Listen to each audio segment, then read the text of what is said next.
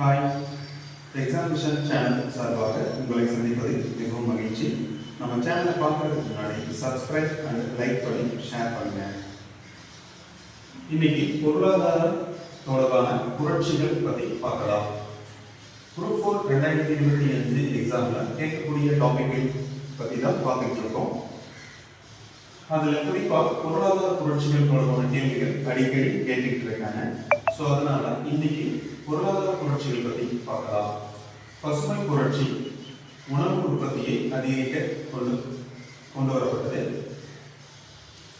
இரண்டாவது வெண்மை புரட்சி பால் பொருட்கள் உற்பத்தியை அதிகரிக்க செய்வதற்காக அறிமுகப்படுத்தப்பட்டது. மூன்றாவது மஞ்சள் புரட்சி எண்ணெய் வித்துக்கள் வளங்களை அதிகரிக்க செய்ய கொண்டு வரப்பட்டது. நான்கு நீல புரட்சி மீன்கள் உற்பத்தியை அதிகரிக்க செய்வதற்காக. ஐந்து சிவப்பு புரட்சி தக்காளி மற்றும் மாமிசம் உற்பத்தியை அதிகரிக்க செய்வதற்காக.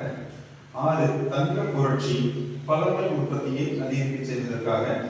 ஏழு சாம்பல் புரட்சி உரங்கள் உற்பத்தியை அதிகரிக்க செய்வதற்காக கொண்டு வரப்பட்டது.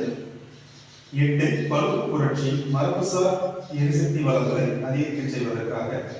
ஒன்பது வெள்ளி புரட்சி முட்டை உற்பத்தியை அதிகரிக்க செய்வதற்காக. 10 பிங்க் புரட்சி இறால் உற்பத்தியை அதிகரிக்க செய்ய. 11 வட்ட புரட்சி உருளைக்கிழங்கு உற்பத்தியை அதிகரிக்க செய்ய. சரிங்களா? பொருளாதார புரட்சிகள் தலைப்பு ரொம்ப ரொம்ப முக்கியம். ஒவ்வொரு தேர்வுலையும் தொடர்ந்து கேட்டுக்கிட்டே இருக்காங்க. குரூப் 4 லெவலில் இந்த மாதிரி டாபிக்லாம் இருந்து கேள்விகள் கேட்க நிறைய சான்சஸ் இருக்கு. சரிங்களா?